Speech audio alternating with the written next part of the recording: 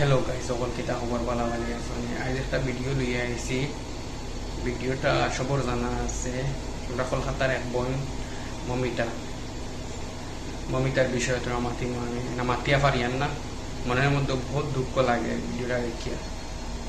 মমিতারে যারা মারছেন, যারা জিও করছেন, এই কাণ্ড করছেন, এই কাণ্ডটা সবই শুনিয়ে দিব ভিডিওর মধ্যে, ভিডিওর সবটা হইব।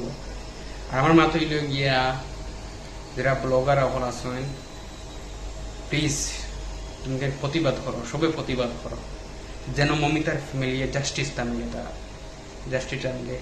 আর আমার কথা হইল গিয়া এই কাণ্ডর ফিসে যারা জড়িত আছেন তার আগে আইনের আহতায় আনিয়া ফাঁসি দেওয়া হোক।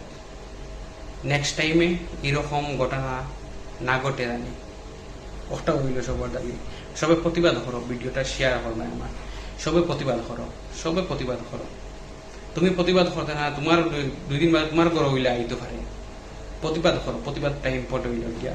ভিডিওটা বেশি বেশি করে শেয়ার হবা, আর ভিডিওটা দেখতে যাও আপনি প্রতিবাদ হবে। আমার মা হইল গিয়া ভিডিও বেশি বেশি করে শেয়ার করবা, ভাই সবাই প্রতিবাদ করবা, প্লিজ প্লিজ। মৌমিতার পুরো শরীরে 113টা কামড়ের দাগ ছিল। চিকিৎসক মৌমিতা দেবনাথকে ধর্ষণের সময় সাহায্য করে তারই 2 নারী সহকর্মী। এমন চাঞ্চল্যকর তথ্যই উঠে এসেছে। শুধু তাই নয়, তাকে যে গণধর্ষণ করা হয়েছে তাও নিশ্চিত করেছেন চিকিৎসকরা। মৌমিতার পুরো শরীরে 113টা কামড়ের দাগ ছিল। 150 গ্রামের মতো শুক্রাণু পাওয়া যায় তার দেহে।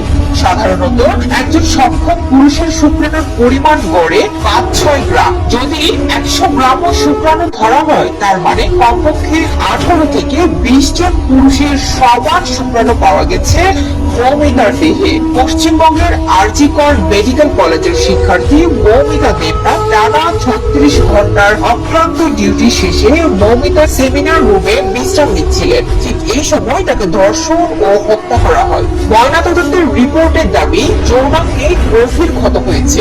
এনজে মন্টে নামে দেখা গিয়েছে বিপুল পরিমাণ রক্তপাতে হাইপেন ফেটে যায়। গভীর ক্ষতের প্রমাণ মিলেছে। 150 গ্রাম দেহরস টেস্ট ফরেনসিক ল্যাবে পাঠানো হয়েছে পরবর্তী পরীক্ষার জন্য।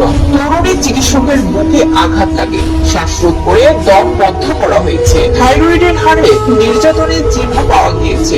আঙ্গুলের নখ ডিএনএ স্পলিং টেস্ট ফরেনসিক ল্যাবরেটরিতে পাঠানো হয়েছে। শ্বাসরোধ করে গলা টিপে খুন করা হয়েছে ওই চিকিৎসককে।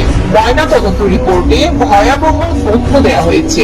নিহতের মাথায় ক্ষত থাকার বিষয়ে বেশ কিছু পিটিশন দেওয়া হয়েছে। তাতে বলা হয়েছে তার 2 কানে ক্ষত আছে। এতে বোঝা যায় প্রচন্ড শক্তি প্রয়োগ করা হয়েছে। নিহতের ঠোঁটে ক্ষত আছে। এতে ইঙ্গিত মেলে যে আপনার সময় তার কণ্ঠরোধ করার বা মুখের ভেতরে কাপড় গুজে দেওয়া হতে পারে। তার কাঁধে কামড়ের দাগ আছে। পিটিশনে আরো বলা হয়েছে, অটোপসি রিপোর্টে নিহতের শরীরের ভেতরে প্রায় 150 মিলিগ্রাম শুক্রাণু পাওয়া গিয়েছে।